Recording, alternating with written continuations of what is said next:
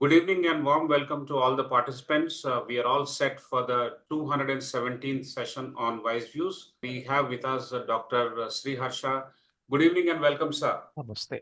Good evening. Namaste. Good evening. Thank you. Extremely happy and thank you so much for sparing this time for us on this Friday evening to talk about entrepreneurial intelligence. We are all quite curious to know what it is. Allow me to share my screen. I'll make a small introduction and after that I'll invite you to start your opening remarks. Yeah, WiseViews Leadership Conversations. This is session number 217. Every Friday we do these sessions with leaders from all walks of life. And today we have a world-reputed consultant. We will go into the details of his profile in a moment. As I said, we are going to talk about entrepreneurial intelligence, the new edge in the age of disruption. And this will be helmed by Dr. Sri Harsha Govardhana. So this intro and his talk will be for about 25 minutes put together. After that, we'll have about roughly 40 minutes of Q&A in two clusters. This is Dr. Sri Harsha Govardhana, and he holds about 35 years of global experience as an entrepreneur, CEO, board director, venture capitalist, and private equity consultant, chief learning officer and vice president HR of large global organizations such as Apollo Hospitals Group, Satyam Computers, Oberoi Hotels, SOL Pharma, and many other organizations. Over the last few decades, he has coached and trained over 2 lakh entrepreneurs, a very big number, senior business leaders and middle-level executives in North America, EMEA, APAC regions, I think all around the globe. Dr. Harsha has a stellar reputation as a go-to advisor for his expertise in coaching leaders, mentoring entrepreneurs, creating business models, strategic business plans, restructuring organizations, process reengineering, productivity and performance improvement initiatives, organizational policy framework, SOPs, so on and so forth. He authored several tools such as Entrepreneurial Skills Assessment, Sarvagnya Indicator, EQSS, Leadership Styles Inventory, and many other models which you can see on the screen. He holds a doctorate in organizational psychology from Southwestern American University, postgraduate in industrial relations and personal management from Osmania University, and executive education in general management from the prestigious IIM Bangalore. Dr. Harsha also obtained certification and accreditations from various reputed organizations, including the Certified Marshall Goldsmith Executive and Team Coach, Certified GCG Global Leadership and Team Coach, and many others. Several accolades to his credit. Thank you very much, sir. I'll take a moment to introduce my esteemed colleague, Dr. R. Prasad. He brings 3 decades of rich experience to the table. He, as an entrepreneur in the beginning, later as a corporate professional, and now as an academic at ICFAI Group. He is the senior director in the academic wing. He holds BTech from IIT Bombay and PGDM from IIM Kolkata. Thank you, Professor Prasad. Thank you. And we are all set to learn from you, sir. I welcome Dr. Sri Harsha to commence his opening remarks on the topic of entrepreneurial intelligence. Before that, I once again welcome all the esteemed participants around the screen who have taken time to show up today on a Friday evening to learn from the leader who is going to speak today this evening. Thank you all. Kindly note down your questions, and in the second cluster of Q&A, we will open the mic for you to ask the speaker directly. Now over to you, sir. Thank you so much once again and welcome to this WiseViews. Thank you very much, Professor Sudhakar, for this invitation. It is certainly an honor. I've been to ICFAI a couple of times, speaking on various aspects. I think the first time on entrepreneurship. I also thank Dr.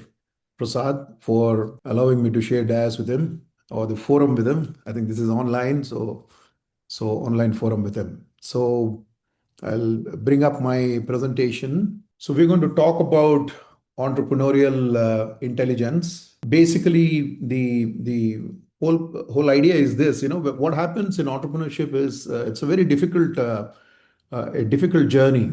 Basically, the entrepreneurial journey itself is very difficult.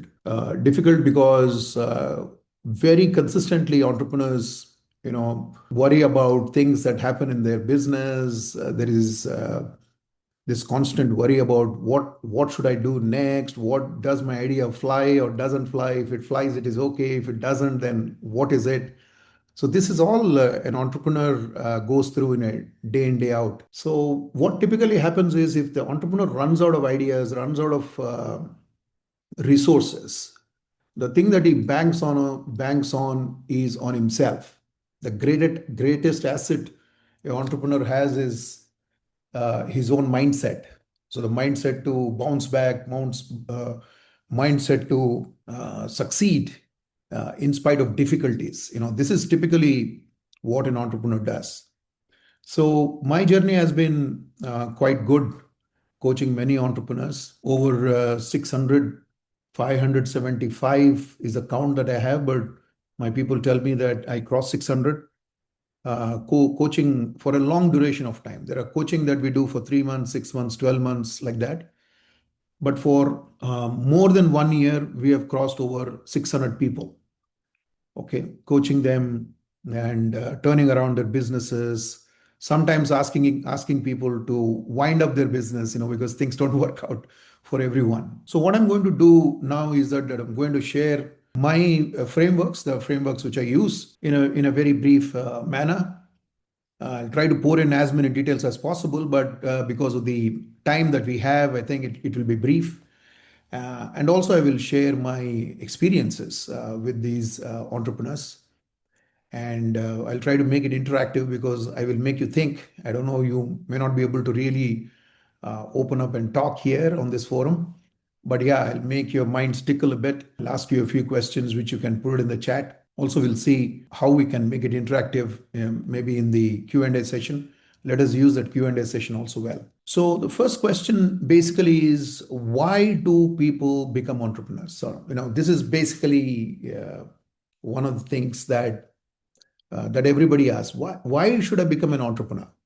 Because you ask your mom, a young, let's say an MBA, after the MBA 2 years or whatever, goes and tells his mom or her mom that, or anybody in the house that, I want to become an entrepreneur. The first question will be that, are you crazy? Do you know how risky it is? You may fail. You have done MBA from a prestigious ICFAI university. Why should you go into all this? Generally, these type of questions would come. Even if you bounce it with the friends, they say job is more secured, because you have an MBA or you have a BTech and from IITs or wherever, people will say that, it is better that you be in a job rather than an entrepreneur. So the framework which I use, Entrepreneurial Edge, was authored by a person called Dr. Roger Pieman. So I have a license. I'm certified by him to use his tool. So in Roger Pieman's research before the pandemic and after the pandemic, they found why people want to become entrepreneurs. So this question, when they asked, people gave many answers. Out of them, the maximum answers have come for these things. Somebody says, "Hey, I'm bored with a 9 to 5 life. I want something exciting in my life, so I want to become an entrepreneur." They don't know what entrepreneurship is all about, but I'm bored with my 9 to 5, so let me do it. The other person, some other people also said things like, I have a great idea. Maybe if I turn around this idea, it can be a revenue spinner and I will be very rich. So let me experiment with this idea and try to see how it works out. So people have great ideas in terms of what they want to do and how they need to go about. Sometimes it is also that, nobody's giving you a job. You are at a stage in your career where you want to change, but the salary you're getting now, you may not get with the new employer. So you don't have much of options. So you say, okay, let me jump into entrepreneurship. Let me try and figure out what I can do. Sometimes, you're also not employed. So you think, it is better. I'm not getting jobs, the kind of jobs that I want. So maybe it's a good idea to go and experiment with entrepreneurship. Let me go and try this out. So that's another choice that people also have. And the fourth one, people say, I'm very passionate. I want to do this thing because I know very clearly that entrepreneurship is tough, but my burning desire is so high that that I can stay along, I can face all the unfavorable situations in life, I can weather the storm, and I can make things happen. There is a passion that people have. Now, the question is also that can your passion be a profession, or can it generate profits? Can it generate money? You may like your passion could be playing guitar. Will guitar get you money? Your passion could be singing. Will it get money? So it all depends on how you're going to convert your passion into a profession that kind of gives revenue, that kind of gives you profit. So entrepreneurship is more about making money, making profitable venture out of your idea. Okay. So it is, so passion, just having passion is not enough. Converting that passion, what is passion? Steve Jobs very beautifully explains passion. He says that you're so passionate with your idea of making an enterprise work that even if there are difficulties, your passion keeps you going through those difficulties. That's what Steve Jobs actually said. So this is typically how, and when I kind of bounce this with many entrepreneurs, many came up, a lot of people came up with this no option thing. They were quite confused with that passion because they had some passion. They thought they will be able to become an entrepreneur, but it turned out that whatever they chose, they couldn't do it on a day-to-day basis. So the passion was misplaced. Okay. So this is how this thing is, the entrepreneurship is.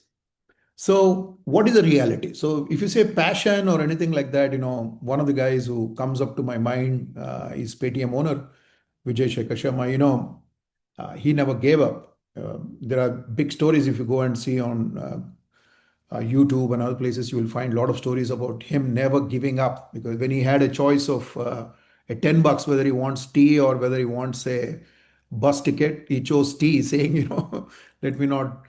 Let me have a cup of tea and then walk up to that place wherever I'm supposed to go, and then look at when the opportunity knocked. When opportunity came in India of launching Paytm, he launched such a beautiful one. Before that, he was doing all kinds of works. His wife was also quite upset. Parents did not know what he was doing. All of that, never gave up. Till he found his niche, and then he adapted to the changing environment that was there in the country, and he strived for excellence. I'm sure some of you who knew Paytm first app, it never used to process. Sometimes we used to wonder whether this really works or not. When those fast tags came about and we were supposed to be paying through Paytm and all that, it didn't really work. So we used to carry cash also along with us when during this. So demonetization, other things have actually helped Paytm to stand up. But look at it today. UPI is turning out to be a biggest success for the government, and companies like Paytm, PhonePe, and all are doing extremely well. So the point is this: the point is that entrepreneurs, they have to discover themselves. So what we do in discovering, in helping people discover, is that we use basically three tools. There are three minimum tools we use. So whenever an entrepreneur comes to us, we kind of administer. We first talk to the entrepreneur whether he's interested to go through our coaching. We explain about our coaching, and once the person signs up, we put the person through the entrepreneurial edge, which are some 12 competencies that an entrepreneur should have. And basically, there are four stages in entrepreneurship. The first stage is the idea stage.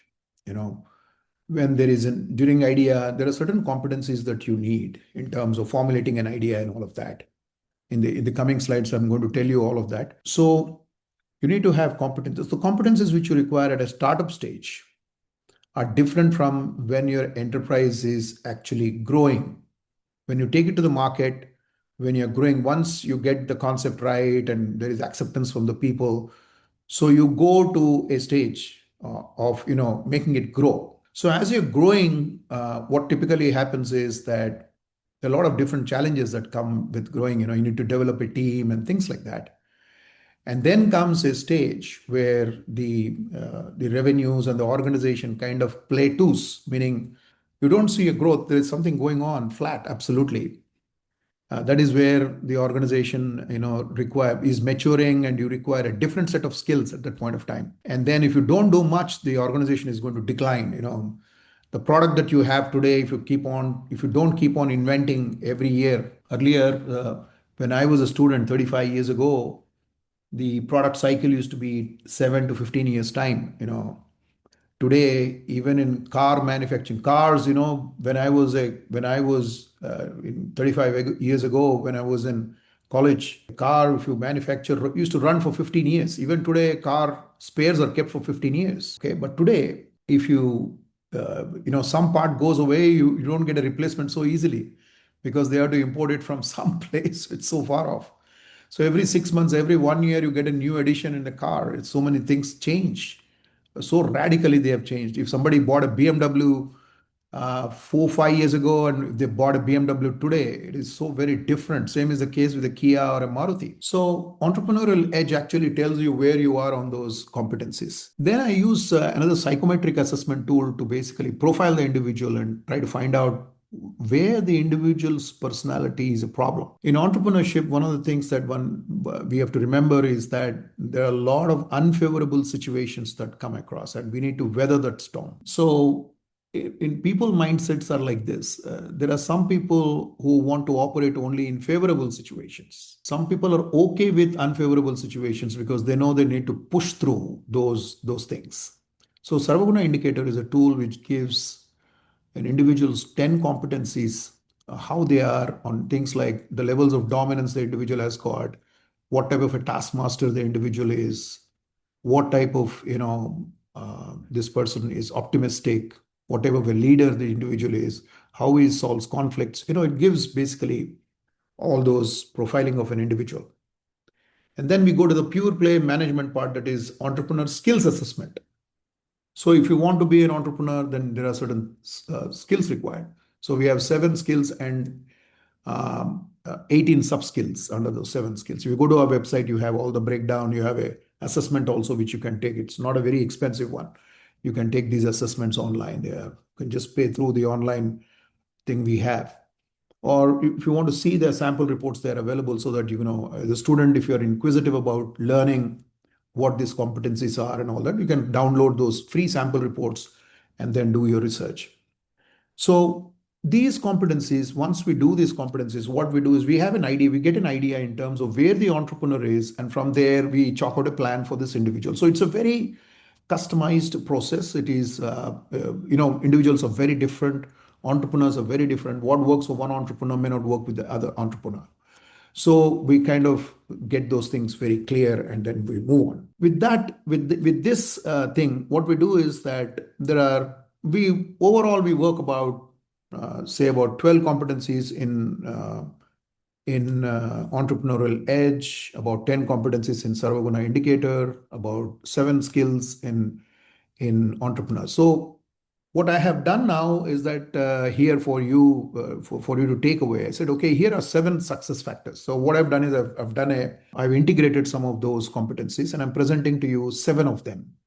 So this will give you success. If you want to be an entrepreneur, these are the ones that you need to have. The first most important thing that you need to have is a independent mind. If you want to be an entrepreneur, please remember that you have to have a mind of your own. You should be able to formulate an idea, the goal that you want to achieve, how you're going to go through that. You have to set yourself an agenda, and most importantly, you should be able to push through all those unfavorable situations that you may get. Unfavorable situation could be that you don't have money. You have a great idea, you don't have money. So you need to figure out in terms of where do I get money? What are the sources that I need to tap? You need to be at it, finding solutions. And every product will have problems. Okay. So there could be objections to your problems. So many calls we get every day from Airtel and from land for selling land to you, to a bank loan, to so many things, right? Where people call up and then ask you all those things. So when you ask for business, the people are going to say, I'm not interested, I'm not interested. The way you're telling people now, you're not interested, people will tell you also they're not interested in your product. So you should have a good strategy in terms of how to handle these objections. And if there are conflicts, how to handle those conflicts. If people are not listening, your own team is not listening, how you can influence them. The most important thing is that we're not saying that you just form an idea and push it through. No, see that idea in multiple perspectives. Okay. From a customer perspective, from your own organizational stance perspective, to see it from there. Yeah, you will certainly believe in your hunches because most entrepreneurs believe in their hunch. They know that, I'll give you an example of one hospital, about 750-bed hospital. when Amar Raja Batteries, when they wanted to set up a hospital in Tirupati, many consultants actually told them that, don't set it up in Tirupati, nobody will come. You will fail in that experience, if you set it up. But Mr. Ramchandra Rao, Ramchandra, he had a gut, a hunch that it will work, and it is working. His daughter Rama, Dr. Rama, and her husband is an orthopedic surgeon. They have turned it out into a good this thing. When Apollo Hospital started in Jubilee Hills, everybody told Dr. Reddy that, where are you constructing this thing? So he got an idea. He said, okay, I'll call the president of India to inaugurate this. So at least I'll get a road which the government will put.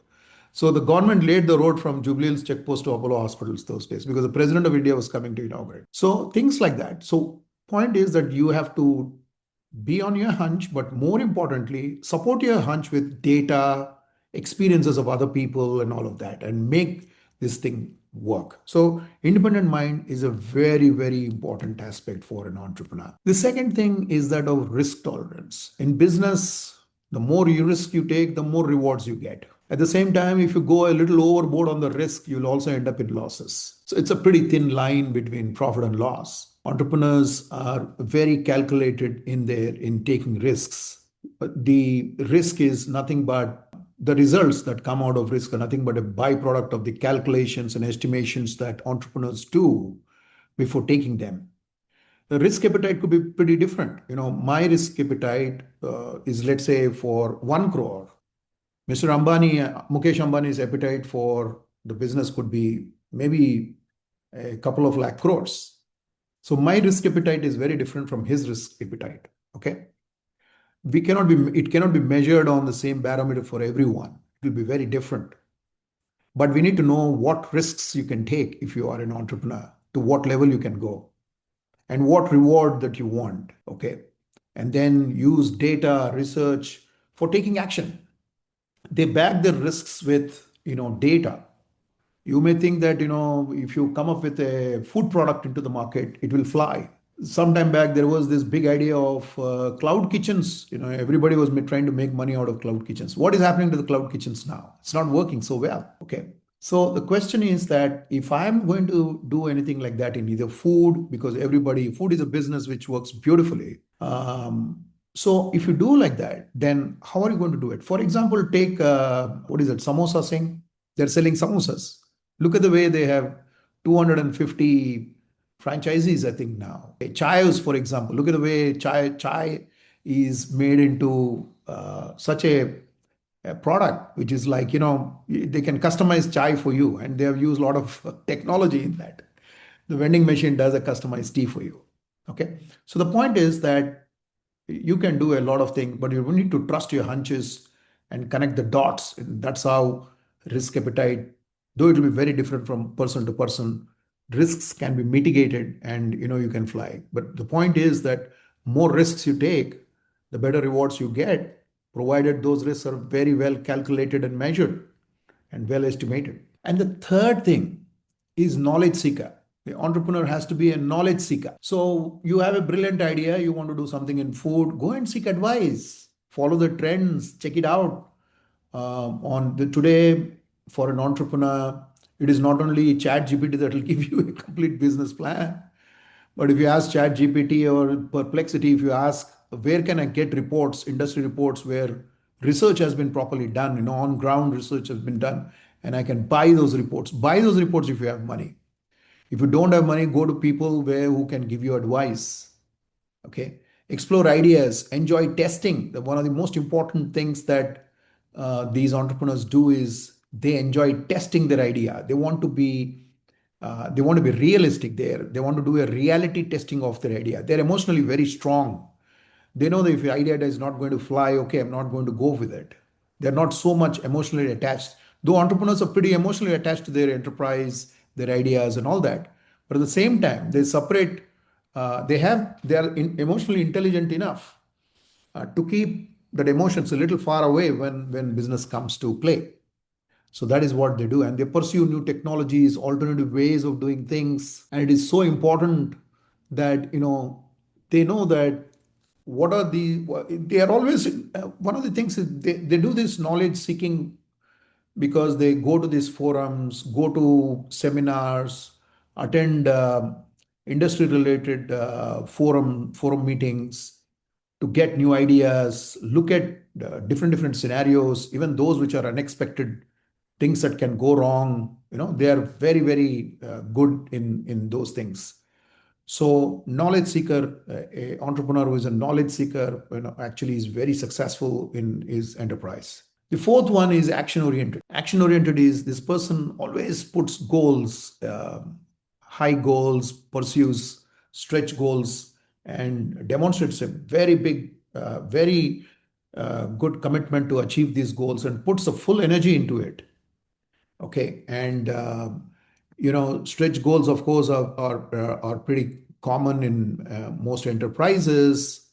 But the point here is this, that he is also a critical thinker with a 360-degree view of the things. He takes a critical view of the goals. If goals are goals realistic? If they are not, if they are very high, what is the management support that has to be provided for it? Whatever leadership support that has to be provided from it. So it is not just pushing down the goals to people and say, hey, go achieve them. They take a comprehensive view, a 360-degree view of how to make them happen. What are the things that we require from a human resource perspective? All types of resources, financial, human, infrastructure, technology. They take a holistic view of those things and then they kind of do it. They're pretty good in analyzing data. One of the things entrepreneurs are that they look at the data and they're pretty honest about what they can do and what they cannot do. Intellectually, they're pretty honest about, they admit the mistakes that they do or have done, and they know their strengths and weaknesses pretty well. So they are very honest, because entrepreneurs fail if they are living in a bubble. Today, if you look at $1 million, $1 billion valuation companies not making revenue, is because they are not just honest. If they are not making money, they may be making a lot of money personally, but their enterprise is not making money. So they have to be intellectually honest. And most successful entrepreneurs, look at anybody in the world, they are intellectually pretty good. And one of the thing is also that what these entrepreneurs do is they use stress as a motivator. Most of the time we try to manage stress. Here the entrepreneurs use stress as a motivator. Like, for example, you have to achieve a deadline. They get energized to achieve that deadline. They use stress as a motivator. They don't try to, okay, I have stress, so let me take rest, go on a holiday. Yeah, they do plan holidays and all of that. But in entrepreneurship, what happens is that if you are scared of timelines, if you are scared of those things, you can never become an entrepreneur. It is pretty tough. If you have a pushback from your team, you're not handling it very well, then it's going to be pretty tough. The fifth one is they have to be team builders. They need to know that they can't do all things all with themselves. So they need to build competent teams. And most importantly, the entrepreneur should also be a multitasker. Multitasker because there could be things, what happens is when the enterprise grows, the entrepreneur will have a lot of administrative responsibilities also. It could be about related to accounts, settling payments. It could be about HR, where you have to review a performance of an individual and reward him, to recruit a good team member, to work with the sales team and go to meet customers. Though the entrepreneur delegates, but the entrepreneur himself has to do a lot of multitasking work. Okay. So it is very important that the entrepreneur needs to understand this particular aspect, delegate, but at the same time, remember that you have to do a hell of a lot of multitasking. You cannot say that I don't know this, I don't know that. You need to know the basics of it, of every function, and make clear choices. Be self-directed. And entrepreneurs who are successful are self-directed. They are the ones who keep the best interests of the organization, the enterprise, and then take a call. And these are people who set an agenda and share the vision with others. They're pretty excited to talk about. I worked for a long time with Dr. Pratap Reddy in Apollo Hospitals. The way he used to share his vision with everyone is to be so powerful, Because unless you share the vision with people and then make them buy in it, there should be a buy-in from people to your vision. Only then they stay, especially your management team. It's very important. So entrepreneurs have to be solid team builders. Last but not the least, not last, but one before that, a penultimate one is a networker. One of the things which is very important for entrepreneurs is to network, establish very strong functional partners. So networking doesn't just mean going and enjoying in a cocktail party and all of that. Even if you have gone to a cocktail party, have you made friends who kind of help you in your business, or you can create an impact to their business? These networks are very, very mutual. Like, they're mutually beneficial. It cannot be always you taking from other people. It should be you also giving. So the more you give, the more you get. Like, CIA, any of those forums which are there, are these type of networks. So go and interact with your networks. Effectively interact with all the stakeholders. Could be government, could be sometimes your competition who are also in a similar situation like yours, and they want something with the government for any policy related decisions that you require, and all of those things. It's pretty important that you take these things into consideration. Now, these people always, whenever they deal with their stakeholders, they not only show this entrepreneurial influence with the stakeholders, but the most important thing is that they get people excited to do business with them. That's the key with these people. When they talk to others, they are so passionate about the business that they make others excited to work with them. That is what these people do in networks. So getting your customers, getting your stakeholders, getting others excited to know about your business. Okay, it's not a one-way kind of a thing. You have to be both ways. You have to ask about them. So when they ask you, you get them interested. And they also look at the potential opportunities that are there in these networks. They try to explore these things. And the final one is that these people are very, very strategic. They are very long-term oriented. So they have conversations which are very strategic in terms of, it could be about partnerships, it could be about bringing talent on board, it could be about conversations that they want to have. So entrepreneurship in Japan, if you actually see, entrepreneurship is not a 5-year plan or a 3-year plan. It's a 20-year journey. Entrepreneurship is a journey. It is not a 5-year, 10-year, 15-year and all. Of course, for banks, for investors and all of that, you have to give them a 3-year, 5-year, 7-year, 10-year plan. But as an entrepreneur, you need to know, unless you want to fly an idea and then sell it off and make money out of it, like a trader, that's a different matter altogether. But it should be very, even traders are very particular about, they want to stick there, they want to be a long-term players. So it is very important for you to know that you have these long-term conversations and articulate your vision, communicate it very effectively with people. And also, when alternative possibilities are there, explore them. Don't shut doors on this, explore them and look at what future brings to you. It is very important. This is, since these people are always into the future, always thinking. So they look at what future possibilities are there for the business to grow. So they're always ahead of time. They always think beyond just today, tomorrow. So that's the vision that these people have. So the framework which I basically use is that I usually call for a workshop, general participation. These workshops are, of course, quite heavily priced. So we give them a lot of value is driven into these workshops in terms of giving them free coaching sessions and all that. If somebody wants a long-term coaching and all, we do a coachability test, and then we do these assessments, which I showed you in the beginning, and then the coaching labs will start. Coaching labs are basically one-on-one sessions. Either they can be online. So I do it worldwide. So people take these sessions from all over the place. I prefer though doing it one-on-one, but these things happen nowadays online also. So this is typically how this happens. So to kind of summarize what I've said, so those are 7 success factors for this thing. So remember, these success factors are the mindset related aspects, which are what an entrepreneur's intelligence is all about. So it's a mindset is what is the most important thing which an entrepreneur relies on. And the most important thing for entrepreneurs is also to take care of their health, because if they have good health, they can contribute. I'm sure Many of you must have seen Nikhil Kamat's elder brother, what happened to him. You must have seen many young entrepreneurs are just popping off just like that. So keep taking care of health is very, very important. Most entrepreneurs take care of their health. And the thought process should always be that, I'm successful and I want to succeed and all of that.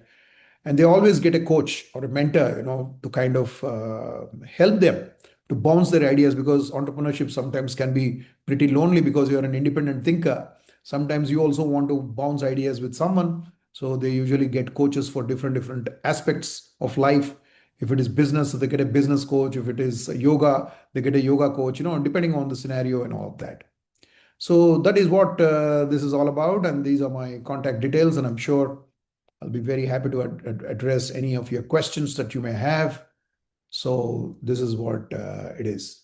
So thank you very much for patiently listening. And I will hand over the mic to Professor Sudhakar. Thank you, sir. Thank you very much. I think you have taken a lot of effort to flesh out this paradigm called entrepreneurial intelligence, which all of us are eagerly looking forward to understand. And it very nicely rests on the fundamental mindset called rising, adapting, and succeeding. That's the fundamental. And of course, you have also helped us to understand the practice that is in vogue from your organization, Sarvagnya, in terms of putting together various competencies, customized processes, and of course, that's the toolkit that you talked about. Yeah. Very, very interesting in the examples that you have shared on handling all these things. And finally, the success markers, 7 of them that you have indicated, are also great food for thought and questions, which we will begin now based on the talk that you have delivered. Sir, I must thank you for taking time out to put this thing together, which otherwise would have taken a long time to actually, delve deeper into each of those aspects, but you finished it in 20-25 minutes. Thank you so much for that. Pleasure. I also would like to take this opportunity to thank all the distinguished individuals who have joined. Large number of them have joined today around the screen on Zoom as well as Facebook Live. So ladies and gentlemen, thank you so much. I'm sure you are immensely liking what's happening. There are lots of questions that are happening live. What we'll do now is we'll have 2 clusters of Q&A. The first cluster will be taken up by Dr. Prasad. I'll come back for the second cluster.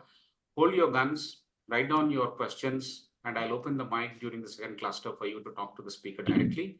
And till then, keep punching your questions. I will make a note of it. I will also open the mic for you. Over to you, Dr. Prasad, and thank you so much. Thank you, Professor Rao. Thank you, sir, for laying out a framework. Thank you. And getting us, into such a very important topic, which makes a difference to this country. And, people keep talking about it. People who are graduating, why don't you do something of your own rather than, become employed? So at the center stage, entrepreneurship is at the center stage. It has been for some time now, and I'm glad that, it is getting more attention. Various reports also talk about India having fairly large number of entrepreneurs, though of the small and unorganized type. So there are a lot of things that, is there in the culture, in the blood. And then how do you take it to the next stage? How do you become successful? How do you become global? These questions are extremely relevant questions because lots of the population will depend on it. To that extent, I find that this is a very, very relevant session. Thank you. So my first question is that, entrepreneurship, the notion of entrepreneurship, the notion of entrepreneurial mindset, entrepreneurial intelligence, and the ecosystem which is built around it. And there are a number of players who are operating around this. And yet even today, we see a large number of startups and ideas fail, a large percentage of it fail. And lots of attempts are being made, very genuine attempts are being made to see how the denominator can increase and also how the numerator can increase. Number of people who come into entrepreneurship as well as the number of people who can succeed in entrepreneurship. Yeah. So given this sort of a scenario, how, from your experience, not only in India, but abroad, how do you see this going in terms of, developing entrepreneurship? What you have used is a framework which can help you do that. But how do you see this development of entrepreneurship in a place like India? See, I will give you my own my workshop examples. Maybe that what I have seen, I'll tell you. People come to my workshops with backgrounds of, they work with the top consulting companies, some of the top GCCs where execution, all that, they're pretty good in execution, pretty good employees in the levels of VPs, directors, even leads. When they come to this workshop and when they go through the workshop and all those competencies which we present, they come and ask me in one-on-one coaching when they come and ask me, do I really fit into this entrepreneurship or should I go back to the job? Job looks much safer. The reason why they say job looks safer is that they're not ready for taking that financial risk. Let's say I'm earning something like 2 lakh rupees a month. Okay. So when I take up entrepreneurship, my next day, I'll be like zero. Yeah, even the bank will not give me, when I tell them that I'm an entrepreneur, the bank also will not give me any personal loan. It becomes like that. So if you're willing to look at all of that and then start off on your idea and you are betting on yourself and your idea, nothing like it. Entrepreneurship is nothing but betting on yourself. If you have that confidence, go ahead and do it. If you see in this world, in India, because you talked specifically about India, if you see in terms of number of registered entities, if you say there are 100 entities registered, in that the MSME sector is about close to 95, 96%. 95 to 96 companies are MSMEs. The remaining 3 to 5% are the companies which are large companies. But if you look at this pyramid, if you invert it, in terms of GDP contribution, MSMEs contribute about 30% of the GDP. It is something like 99 lakh crores or something like that. It will do. Okay. Whereas if you see the 3%, 5% contribution is about 70% of the GDP is contributed by them. So some analysis when we have done forget about in MSME, forget about small, medium enterprises. Okay. Take the micro enterprises. Micro enterprise, the new definition of Modi government is up to 10 crores, I think. If you look at that particular segment, they are about 86%, 87% of the overall pie. Okay. Now, what is the revenue they make? They make less than 50 lakh rupees. So when you look at the income tax, when you look at the ministry reports and all that, you will find they may be making more money, but the reported money, the filings which have happened to the government are below 50 lakhs. There are about 86% of these companies. So it is not necessary that you start an entrepreneurial journey, that you have to hit $1 billion valuation organization. You can do 50 lakhs also, that is absolutely fine. There are so many people I have seen, I have many Agarwal, Jain friends who make 1 crore, 2 crores, are pretty happy with what they do. They have a decent life and they don't have all these problems with which an employee goes through in organizations where they're facing burnout and issues like that. So the question is that what type of an enterprise you want to do? What is the money that you will get? So this guy who is earning around, say, 2 lakh rupees, if he ends up earning only 50 lakh rupees per year, so he will be wondering, hey, what is it I made a big difference? I'm just earning what I got earlier. But the potential for you to earn more is much more. So you should go and look at how to expand my business. You need to take help in terms of going to the next level. You understand? Worldwide GDP, if you look at it, family businesses contribute. This is a McKinsey report. It's a family businesses contribute to more than 70% of the world GDP. The small businesses, family-run businesses, they are the ones who contribute such a significant amount, not just in India. In India, we have in micro sector, we have about 86%.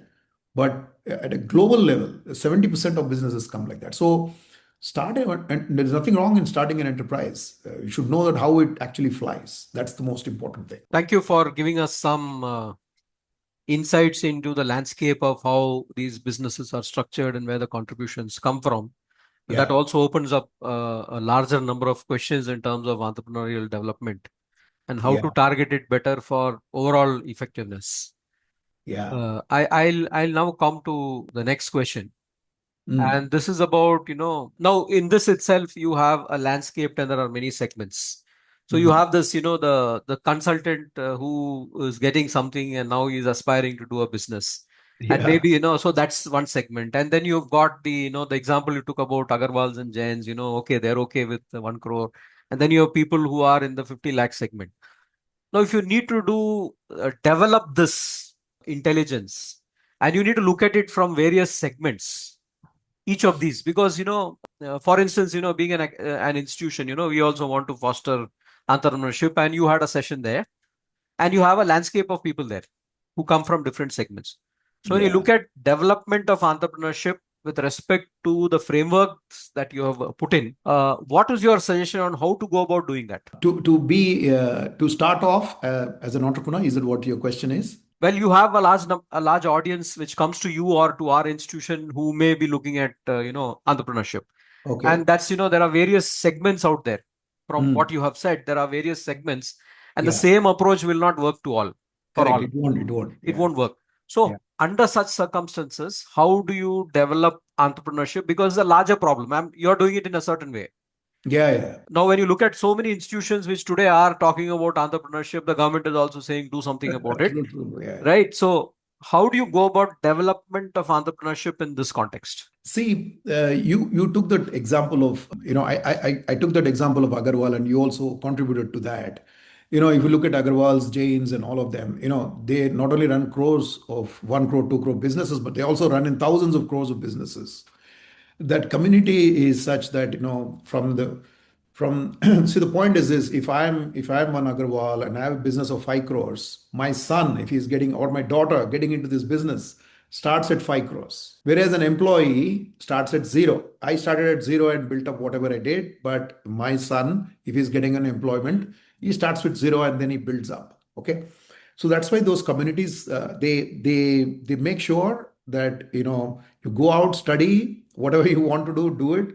I coached one person who went abroad, did some computer science engineering and all that, was doing a job. His father one day called him and said, "Come back, beta, you have to manage the business here. I'm not giving good health." So the kid came back. I asked the father, "Why did you call him back?" He said, "Sir, 50 crore का business है.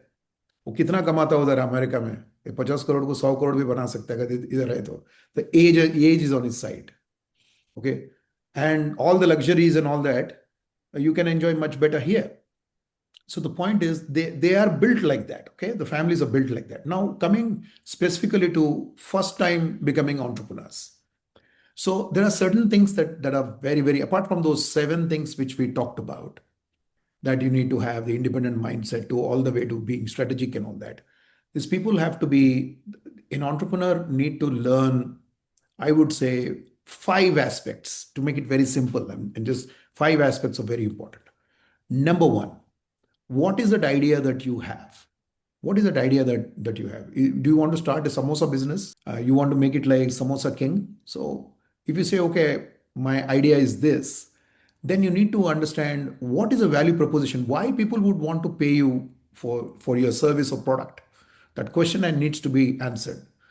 Are you a one of those like somebody else? Are you a me too type of a business? I am also into this business. Are you like that, or you have a differentiator which actually gets you traction in the market?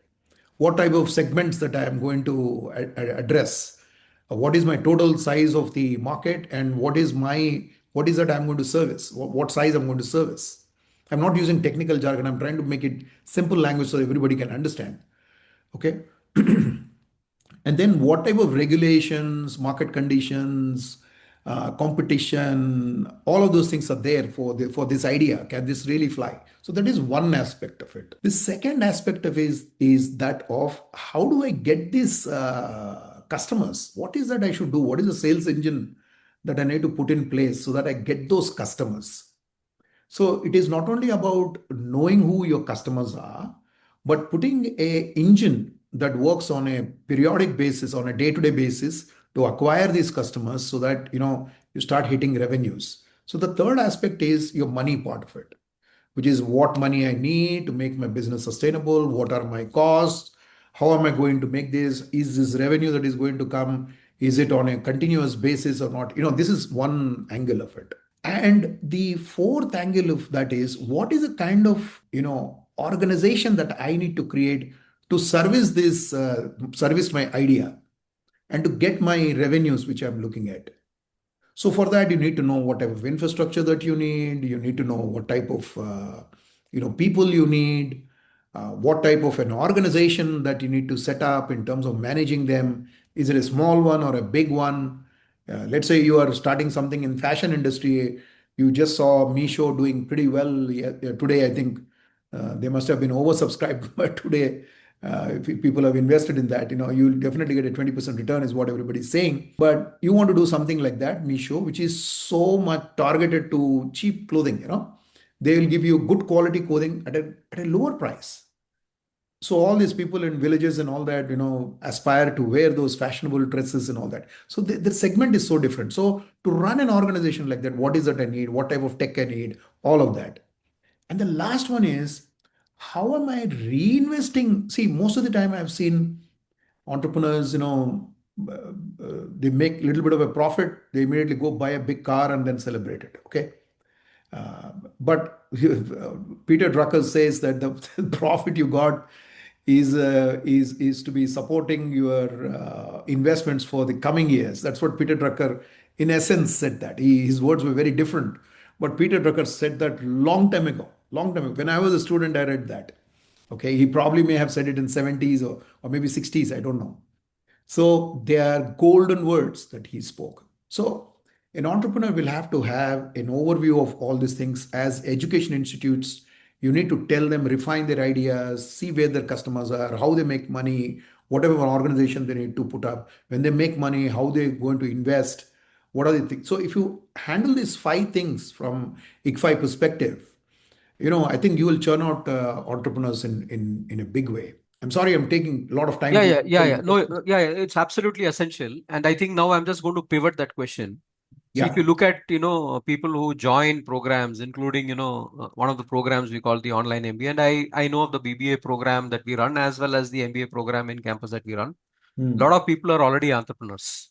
And Hmm. one of the aspirations that they put forward is we'd like to take the business to the next stage. Correct. Okay, so if you look at this segment, because this Hmm. is a segment which has already got some DNA in the blood, Yeah. and the conversion ratios, if I have to look at effectiveness of entrepreneurship, Yeah. is much higher with them than with the earlier segment. Of course, Yeah. the earlier segment is exploratory, that itself is entrepreneurial. Correct. Correct. Correct. So if we have to encash this and focus on this and use that for more effectiveness of how we educate, Yeah. what framework would you suggest? I think I would suggest the same 5 steps, but the 2 steps are very important for them. Most of the time, when I have coached, second generation, third generation entrepreneurs of the same family, what I found is, when they want to go to the next level, they're not very clear about the revenue part of it. What type of customers, what is it they're going to do? What type of customers that they're going to attract? And when they actually put the financial numbers and they kind of do those, financial statements and projections for the next few years, they get quite disappointed. Say, इतना ही है क्या इसमें? ऐसे yeah, इतना ही है. तेरा plan ऐसा ही है. So many times it so happened that the businesses did not pivot. For pivoting, a lot of different technologies were required. The business itself, like I told you, that there are 4 stages for any business. One, innovating. That is a startup phase. The second one is a phase when the market accepts you and you're growing at that phase. And then you're plateauing and then you just dropping. So most of the people who come to you to go to the next level are seeing already the plateau. If they don't act, it will go down. So the pivot has to be worked out for them pretty well. So what is a new idea? So the same framework works for them, but it works very differently for them. Are you going to make the same business better, or are you going to go into a completely new business altogether? I had an entrepreneur who had a very successful trading business of these tires. They used to sell these tires. So it's been traditionally happening. So he's a third generation entrepreneur. So when he came to me and said, I want to sell these tires online. He had a brilliant idea. He made a portal. He did all of that. It was not getting traction. So when we actually went into the depths of it, first there was no revenue because his model was very different. People were not willing to accept it. It was either very early, or the tire manufacturers are so robust with their distribution channel that such an idea doesn't work at all. Okay. So what we did is we told him that this is going to fail. You do something else. So what he did is he brought other things to it. He brought things like these radial, what do you call them? The frames, fragrances. He brought seat covers, modifying the cars. He brought that part into this thing, and he has grown phenomenally. He's grown 3x in about 3 years. So the thing is that he did not do anything different. He was getting cars, he was changing tires. From that, he started modifying them. He started doing many other things to that. So the point is that how are you going to do it? There are some people who completely change the business line itself. Excellent, excellent. I think this is, food for thought for us as well. Since we do attract by nature without having to do anything special, we do attract a lot of the family business segment into our programs. I'm sure, yeah. And I think this is a very, very interesting question which needs to be developed on that. Yeah. We are at about 7:30. If time permits, I'll come back later.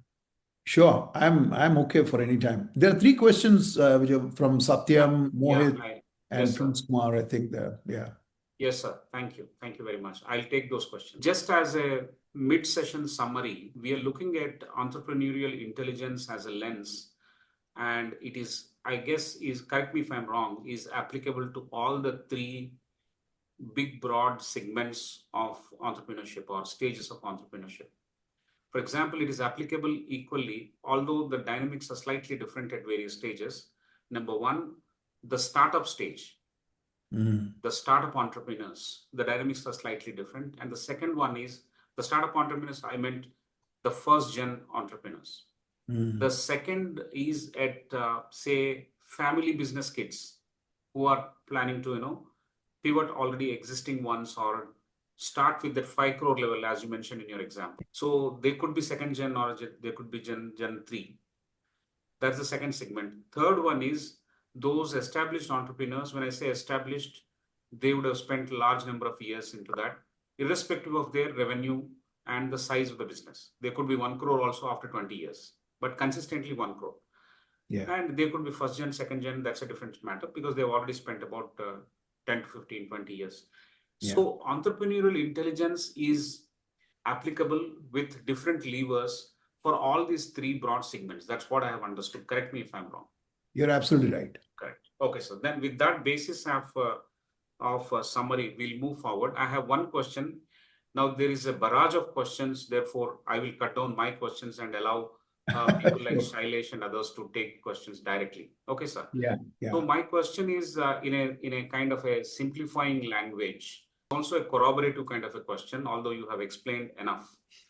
If IQ is about solving problems and EQ is about understanding people, what is the core skill of entrepreneurial intelligence?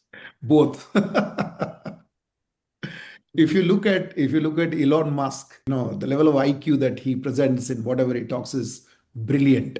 Same is the case with Steve Jobs, any of those entrepreneurs. Even Kumar Mangalam Birla, you look at Mukesh Ambani, you look at any icons, even Jindal's, Sunil Mittal, talk to any one of them, they show a huge level of IQ.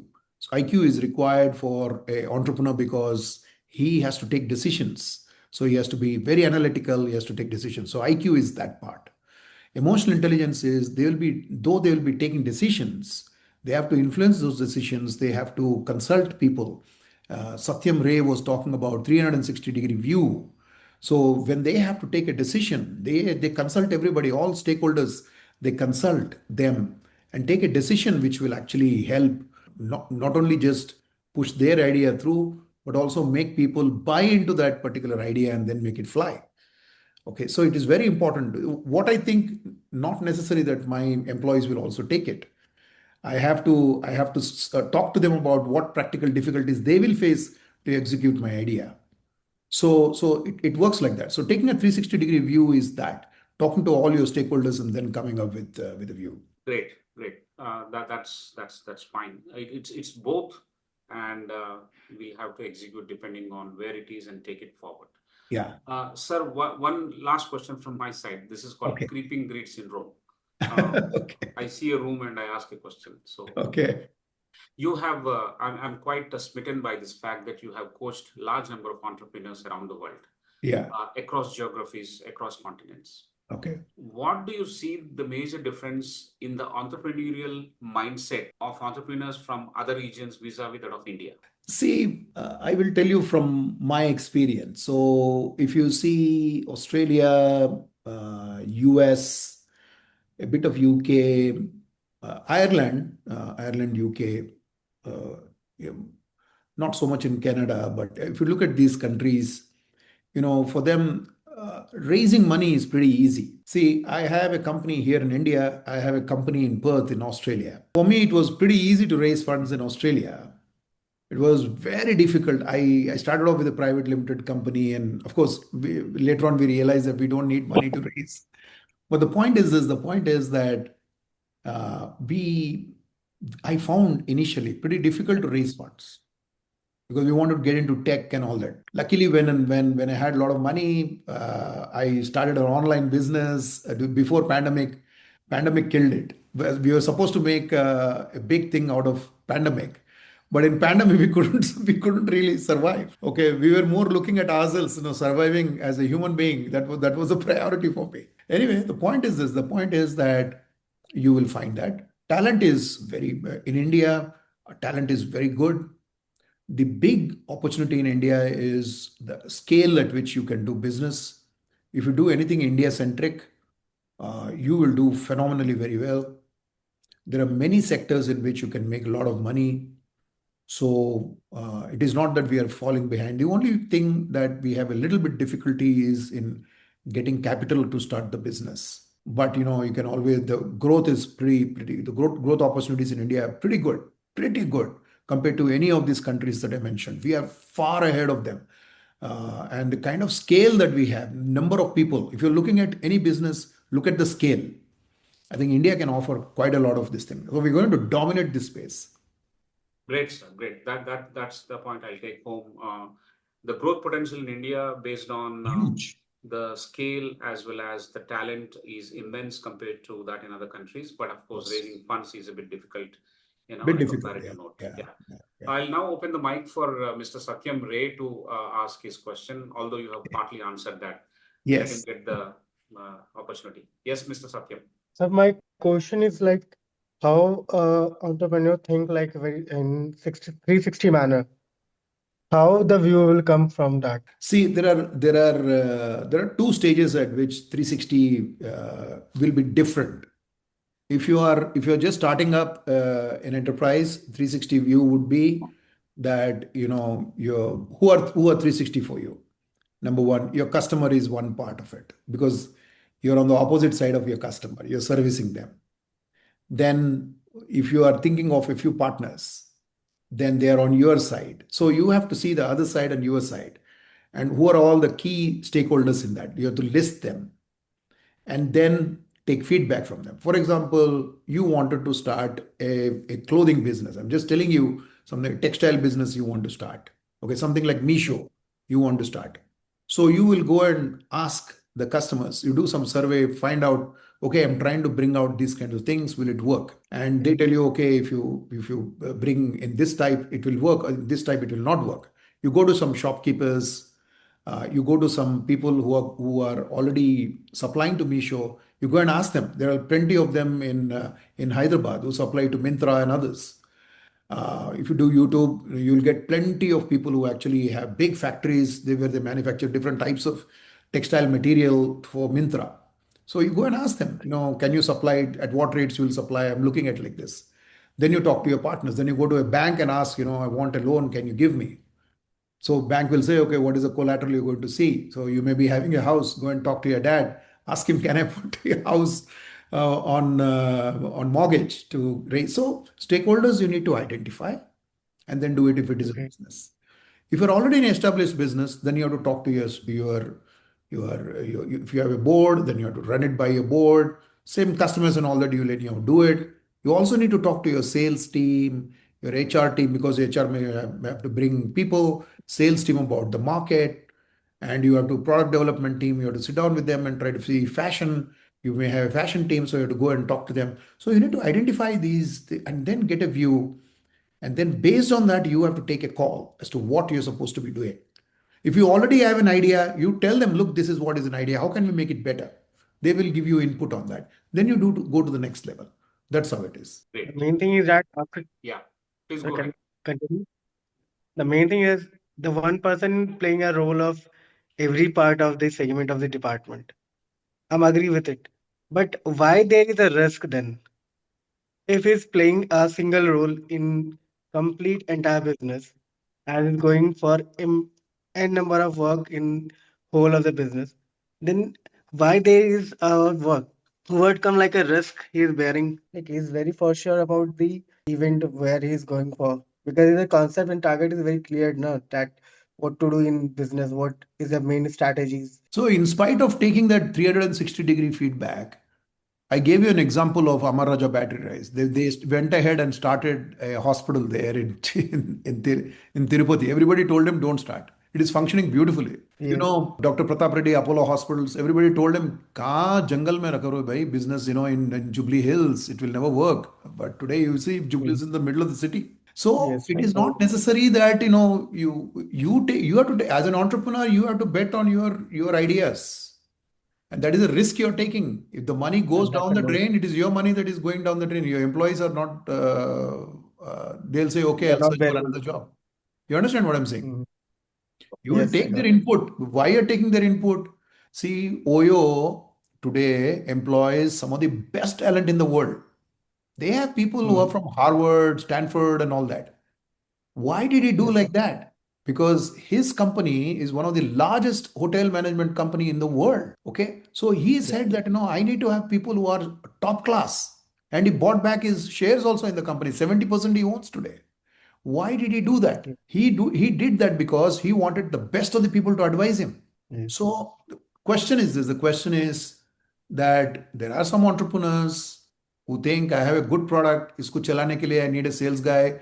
Mediocre sales is also okay. So why do you have mediocre people in some companies? Why do you have exceptionally talented people in some companies? It is how the entrepreneurs think. Wonderful. Thank you. Thank you very much. I'll request Mr. Sailesh to ask one question, three into one.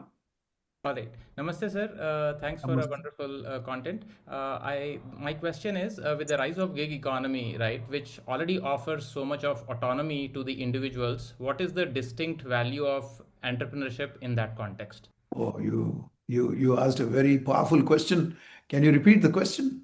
So the question is that with the gig economy on the rise, right, the individuals already have a lot of autonomy. Now they want, and it gives them so much power that they want to work as much as they want. Those who are very entrepreneurial, okay, they can work more, work harder, make more money. Those who are relaxed, whatever, they make their own decisions. So Mm, they are in control of their lives and career, right? mm, So given mm, that context, okay, mm, a lot of these very rigid kind of structural 9 to 5 Monday kind of a thing, and all those sort of monotony, so they can actually play around with all those variables, right? And mm, so in that, given that context, like I am now in so much control of my life, okay, mm, what's mm. the value of entrepreneurship in this context?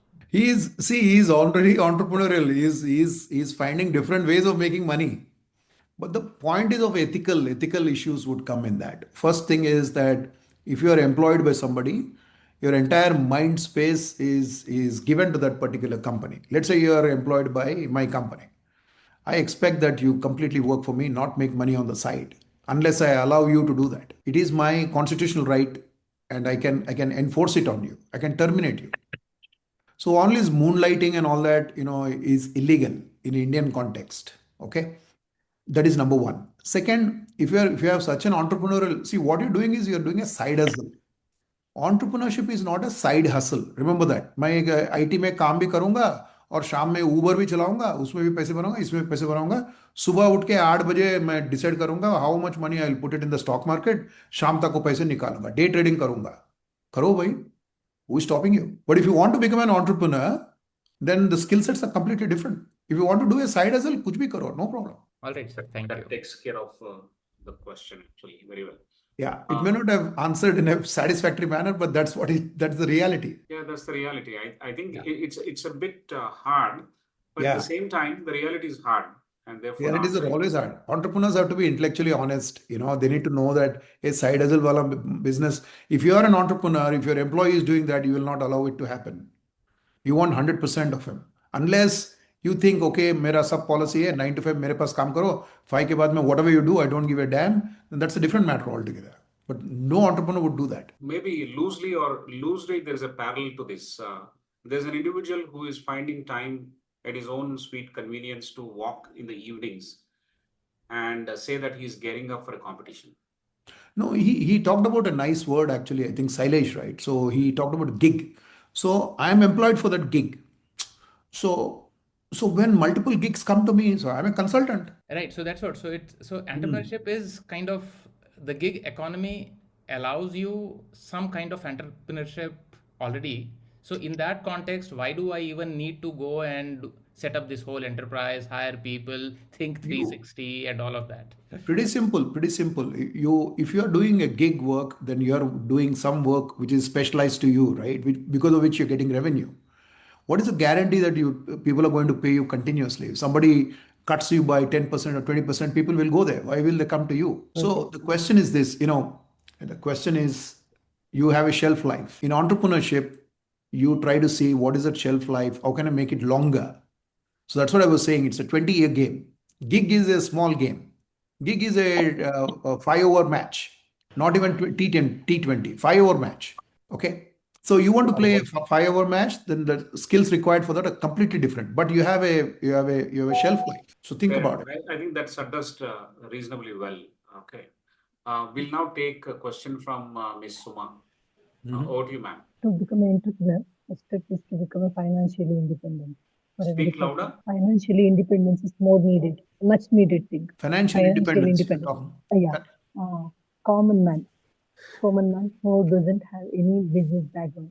How can he invest the amounts? No, I understood financial independence part, but sir, I'll read the question for you. To become an entrepreneur, the first step is to become financially independent. That's our assumption. Common man, how can he invest a large amount of money on this? No, it's pretty tough to invest. Usually what you do is whenever you want to start an enterprise, I've seen small enterprises how they start. So they go and ask money. For example, I can give you my friends who wanted to do this. Just come and tell me, Harsha, this is what we want to do. Can you help me with this? Can you help me giving maybe 5 lakhs, 10 lakhs? Okay. And they tell, okay, you give me this money. This is the interest I'm going to pay you for that. My own servant maid, she runs a fairly good laundry business. What she has done is that she went and started a small, in the summer, she started this goli business. She made some money and then she set up she bought a small electric ironing machine and she started ironing using that electric machine. She bought 4 of them now. She employs 4 people.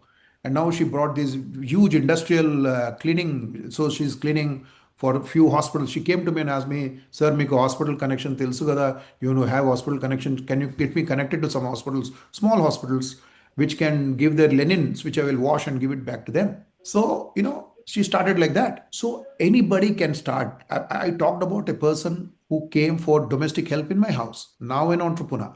She has about 12 people working for her. She has about close to 6-7 machines, 2 large industrial machines, and then ironing machines she has, electric ironing machines.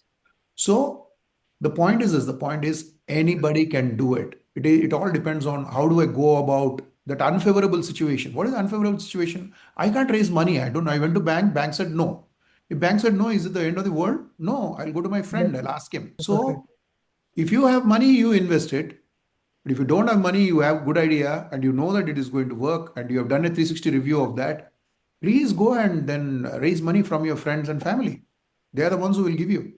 All entrepreneurs, including Narayana Murthy, raise money from family and friends. Raise money. Fantastic. Thank you, sir. We'll take Laksha Goel. Good evening, sir. Good evening, Laksh. Sir, here is my question that if my business model gets stopped working tomorrow, then what the signals I should watch and how should I save the trust of the peoples or customers to which I am connected? A very good question. You need to see, the thing is that your business data will be telling you what is happening. Usually there are a lot of signals that are happening. 2 things are very important. Suppose your business is slowing down. So that's the first indication that it is slowing down. So you need to first, like for example, I'm just putting a small number, 10 lakh rupees per month you are getting some revenue, and assume that the 10 lakh is just dropped to 5 lakhs, and 1 2 months you didn't get 10 lakhs at all. So it's an indication that you dig deep into it. You try to understand what went wrong. Yes, sir. So that you go to quickly do. You need to figure out whether the market is changing, or things have changed, or some competition has taken away your business. You need to go into those things. If the market has changed, then your strategy has to change. Your business idea has to be refined. Either you junk at that idea and go into something else, or you have to refine your idea. That is, you have to do the revival part, the fourth stage I was talking about. When the revenues plateau, when it collapses, the collapse is called revival. So you need to take a consultant's help or somebody's help to kind of revive the business. Yes, sir. So these are things that are likely to happen. But the first signal is drop of revenue. Second thing is you have to collect data on it. You have to be very serious about finding out what went wrong. Okay, sir. Okay, yeah, that takes care of it. Thank you, sir. Thank you for responding to those questions. There is one question on family businesses. Why do entrepreneurs fail to run family businesses, especially on the assumption that business is in their blood, and therefore, in spite of that, why some of them fail? That's the question. It's basically, lack of the intelligence. What I gave you, the 7 factors. Somebody who's not a knowledge seeker, let's say for example, is not a knowledge seeker. He doesn't want to find out what is a market trend. He's still thinking that people will come to him. Why will people come to him when the market trend has changed?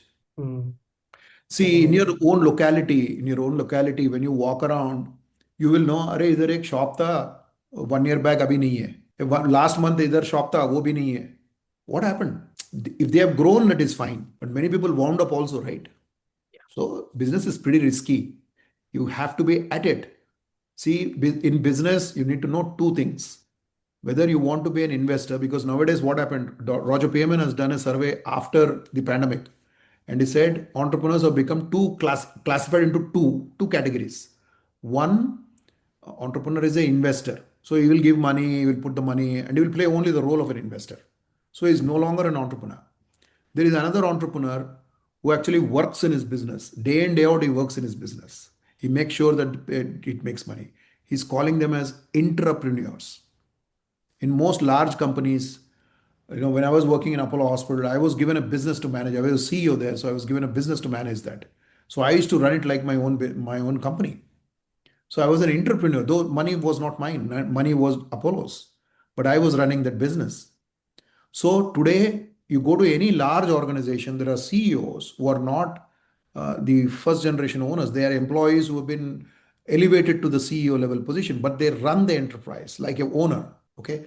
So the thing is that Steve Jobs, Kumar Mangalam Birla, Aditya Birla, Anand Mahendra, look at any of these people. They work in their business. They may be having multiple businesses, but they are still working. They are you look at Anand Mahendra going and doing sales calls for Tech Mahindra. See what he's doing for his car business. He looks at every design that has been made. He may not be doing pretty hands-on on the work that he used to do maybe 20 years ago, but you have to be in it. Fantastic. Irrespective of the fact that it's a family business or not, if the leader or the entrepreneur is staying focused on it, working on the details, launches, twists and the turns and pivots, scaling up, really behaving, if I have to borrow from the framework, knowledge seeker, talking to the stakeholders by networking. I think all these things will flow. Pretty important. Fantastic. He's not doing it, so he will not be in business. He will not be. Yeah. Fantastic. It's been a very good conversation so far. I am wondering if Dr. Prasad would like to come back for his unsatiated queries. Sure. See, we have seen different types of entrepreneurs across generations. Yeah. And, right now we've got Gen Z getting into that. Yeah. Maybe Gen Alpha a bit early. Yeah. But if you look at Gen Z and you need to make this apply to them, develop entrepreneurial intelligence in them, how do you approach it?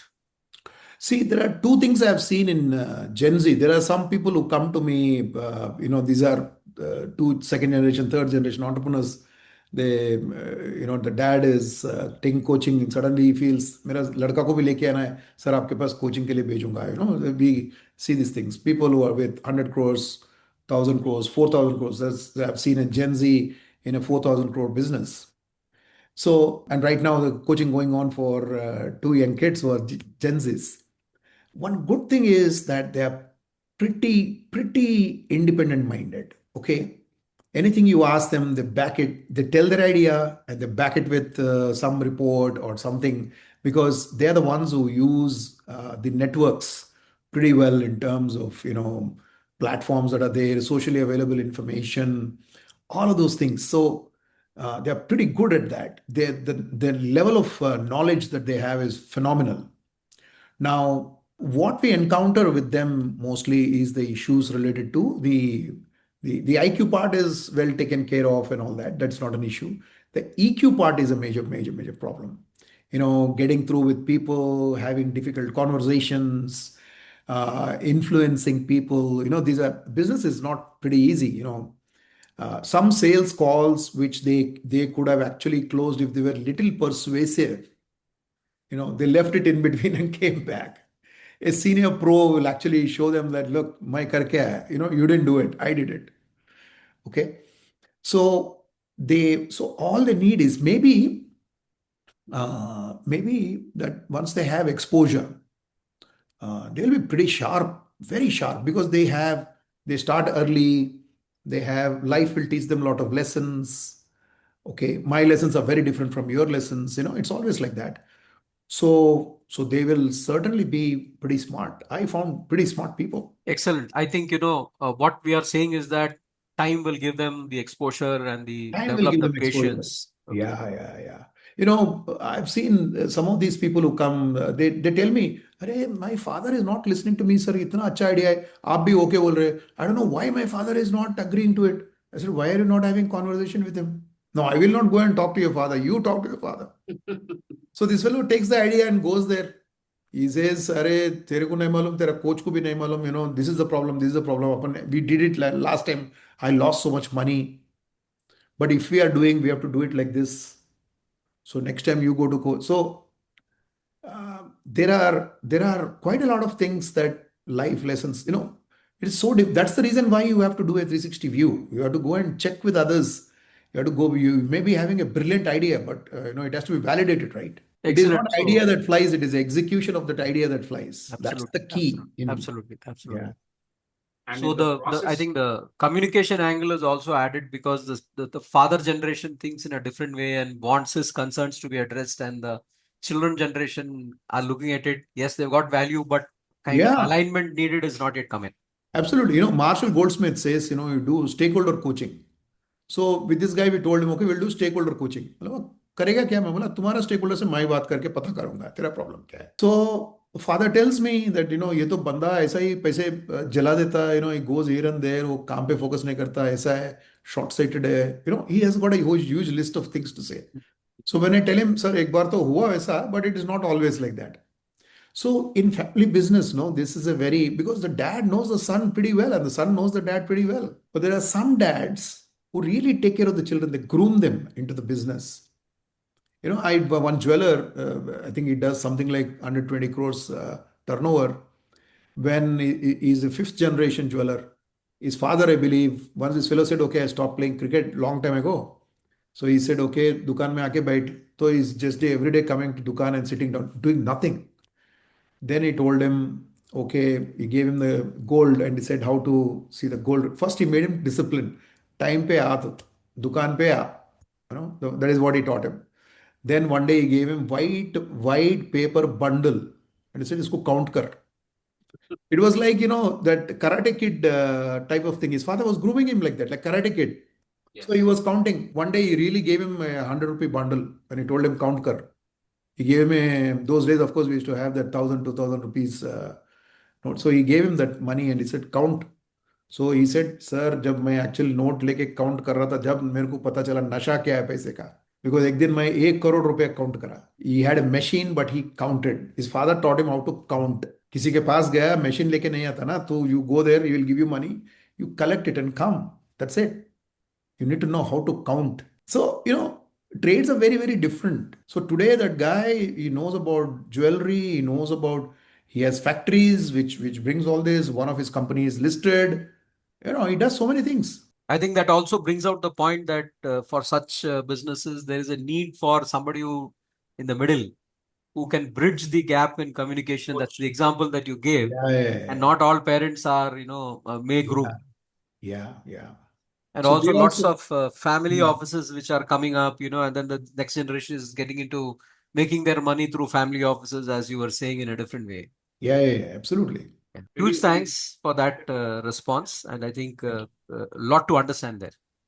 Yeah, Back to Professor Rao. thank you. I think it is not just the Gen Z kids who are going to be entrepreneurs, not merely backed by family businesses, but those without family business also, as has been pointed out, require coaches and mentors. I yeah, think the parental faith, an entrepreneurial parental faith, will be much more if the younger ones, the Gen Z, travel along with their mentors and coaches. I think that's a little yeah, more. Because even if it is not entrepreneurship in general, also, the yeah, communication between a parent and a child is diminishing these days, yeah, given the fact that we are talking about Gen Z. I think the right kind of cushion or right kind of support might come from a coach or a mentor. yeah, Also, given the skills, the lack of persuasive closure, as the example given by Dr. Sri Harsha, I think that's where a coach can play a very important role in yeah, helping them, persist and go for the closure, like a seasoned professional. yeah. See, I think these are coaching, the traits, multiple yeah. traits Hmm. that are required at different stages that we have seen. Yes, sir, you were saying something. No, what I was basically saying is coach is required because, sometimes your dad may not understand if it's a family business. Your boss may not understand the thing. So coach, you can talk to him and give a completely different perspective. So he will learn how to influence and all that. There should be some bouncing board. So coach is basically that. Sorry, yeah, go ahead. Fantastic, sir. I think this has been 94 minutes of an amazing conversation that we have had so far.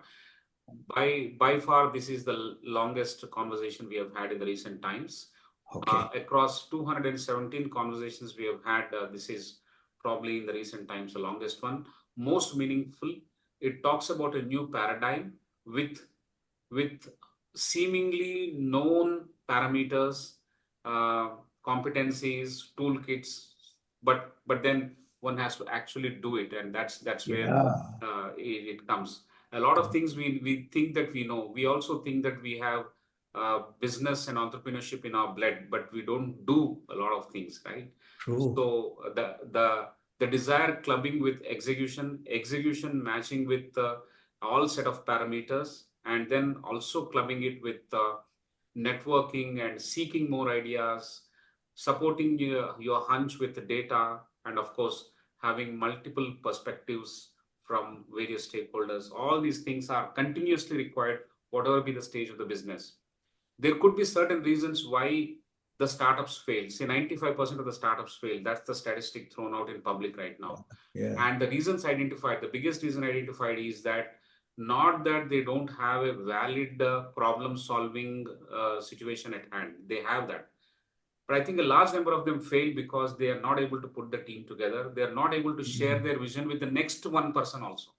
Correct. It's a one-man show. I mean, if this is the problem with the startups, then with seasoned businesses also there are various lacuna. And I'm sure in all these segments and stages, we need coaches and mentors like you who can help them see the mirror and also put them on a path to success with the markers that you identified, with the tools that you are working on. They are amazing tools. I'm sure people will get benefited, and Indian industry will go a long way by embarking on these tools. You've been already successful running these very expensive tools across various organizations in various geographies. Thank you so much, sir. We'll continue to Pleasure. be in touch with you, and we'll keep learning from you. We'll make a summary of this session and share with you before we upload it on our website. Sure. And that is for the benefit of those who have missed this session. They can go back and read this as well as the video that we are going to upload along with the text summary. There is one word of explanation that I'm owing to people who have joined today and also those who join regularly. That is, the moment you register for a session on any Friday, you will automatically get emails from my team. The backend team will send automatic email invites for the subsequent sessions. If it is missed out, we'll go back and check. But my suggestion is that you go on to Facebook, LinkedIn, Twitter, Insta, and check for the registration link and then register. We will also follow you, if not chase you. We will not chase you, we will follow you with emails that will help you register. Take the link, don't forget. The human tendency is to postpone. If you postpone, we may not work on reminders like the way some edtech companies have worked. So that's not, we are in the business of spreading knowledge, sharing these wonderful insights from leaders, and we call it WiseViews. So let's all come together and get benefited. Let's all have a conversation that is going to refine our own thinking, and hopefully we'll put together a large number of concepts and paradigms like the one we have put together called entrepreneurial intelligence. So, ladies and gentlemen, thank you so much for joining this evening. I also would like to thank Dr. Harsha on behalf of ICFAI for your time, energy, and expertise, sir. I also want to place on record the recommendation given by Professor G.K. Srikanth about your name. Although I have known you for a long number of years, Yeah, long number of years. somehow I missed out your name, but I want to thank Professor Srikanth wonderfully well for recommending your name. Next week, ladies and gentlemen, at the same time on December 12th, we are going to have a veteran banker, CHSS Mallikarjuna Rao, former MD and CEO of Punjab National Bank and Allahabad, speaking consolidation among public sector banks in India, a catalyst for higher economic growth. We are going to delve into that topic next week. Please join. And as I said, go to our social handles of ICFAI Online. Go to my social handles of Sudhakar Rao. You will have the registration link available. Please join. Let's come together once in a week to learn and go back and apply in our own domains, whatever wise views that we gather on this platform. Thank you once again. Keep learning. Have a great weekend and a good night.